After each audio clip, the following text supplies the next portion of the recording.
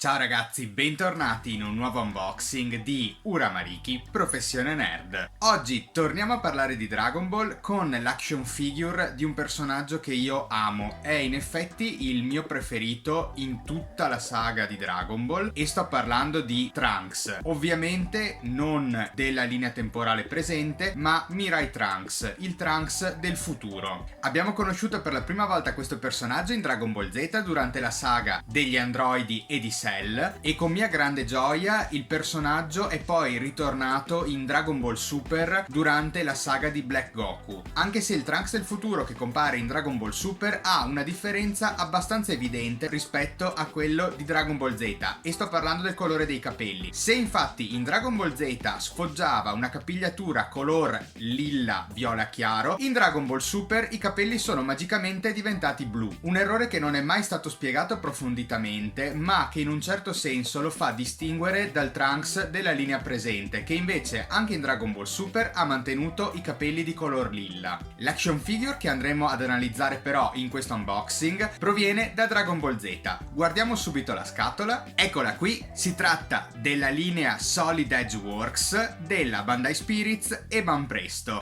Ho acquistato questa riproduzione al Games & Co Pordenone presso lo stand di David Store Cesena. Ma adesso non perdiamo altro tempo, andiamo subito a fare l'unboxing, che so che è la cosa che più vi interessa, e ci ritroviamo poi al termine del video per i saluti finali. A tra pochissimo!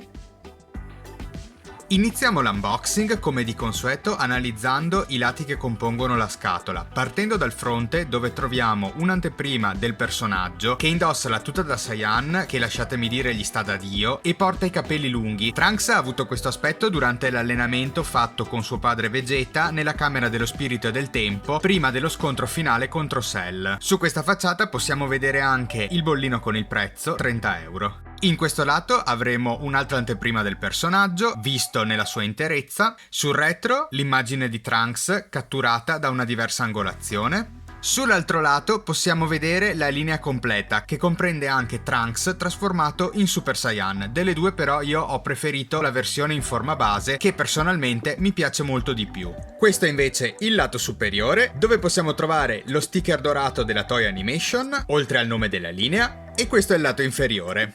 Bene, è arrivato il momento di aprire la box.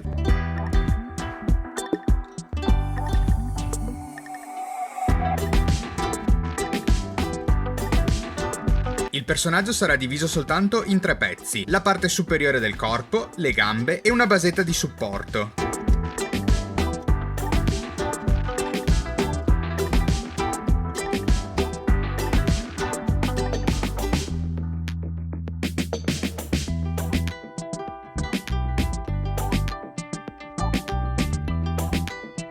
Mi sono accorto che la riproduzione ha un grosso problema di equilibrio e fa fatica a stare in piedi. Sono riuscito per fortuna a trovare questa posizione in cui sembra non cadere, ma è stato veramente molto difficile. Non so se anche altri che hanno comprato questo modellino hanno avuto lo stesso problema, in caso fatemelo sapere nei commenti. Comunque, continuando con la recensione, proviamo a guardare l'action figure da tutti i lati. Questo è uno.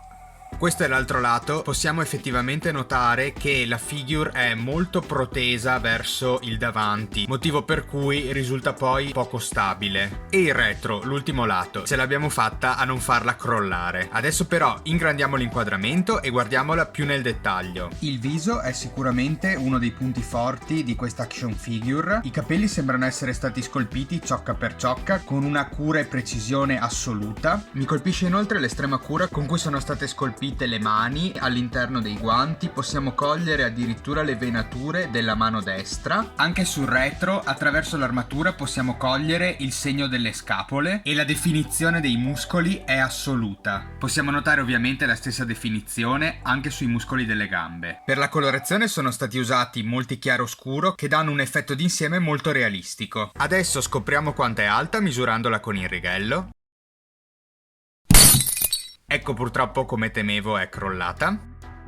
Riproviamo a misurarla con il righello. Ecco, cercando di non urtarla, possiamo vedere che misura circa 22 cm. Ma adesso, per avere altri termini di paragone, vediamola confrontata con altre action figures. Iniziando da una nostra vecchia conoscenza, ovvero Goku Super Saiyan Blue della linea Maximatic, che abbiamo già analizzato in una precedente recensione, possiamo notare che le due riproduzioni appaiono in una scala abbastanza simile. Adesso invece affiancherò a questo Trunks un secondo Trunks di cui non avete mai visto l'unboxing sul mio canale perché l'ho acquistato qualche anno fa, e si tratta della linea Dragon Ball Legends Collab. Notiamo che il Trunks Dragon Ball Legends appare più alto rispetto al Solid Edge Works, ma dobbiamo anche riconoscere che al primo è stata data una basetta circolare che gli fa guadagnare almeno 1 centimetro di altezza. Certo, se la stessa basetta fosse stata data anche al Solid Edge Works non avrebbe avuto i problemi di stabilità che invece purtroppo ha. È arrivato il momento di dare le valutazioni. All'espressione darò 8. Mi è piaciuto molto, come dicevo prima, il modo in cui è stato riprodotto il viso, con quest'aria agguerrita, pronta alla battaglia contro Cell. Alla colorazione darò 8. Questo effetto chiaro-scuro che è stato usato soprattutto sulla tuta da combattimento rende la statua molto tridimensionale e realistica. Alla base di appoggio darò 4 perché non svolge la funzione fondamentale per cui è prevista, quella di rendere il personaggio stabile. Alla posa darò 8. Mi è piaciuta molto questa posa in movimento mentre si sta sistemando il guanto. Al rapporto qualità-prezzo darò 10. La figure, come abbiamo potuto vedere, è costata 30 euro. È un prezzo abbastanza basso per la qualità riproduttiva di questa action figure. In conclusione, la media farebbe 7,6 che arrotondiamo per difetto a 7,5.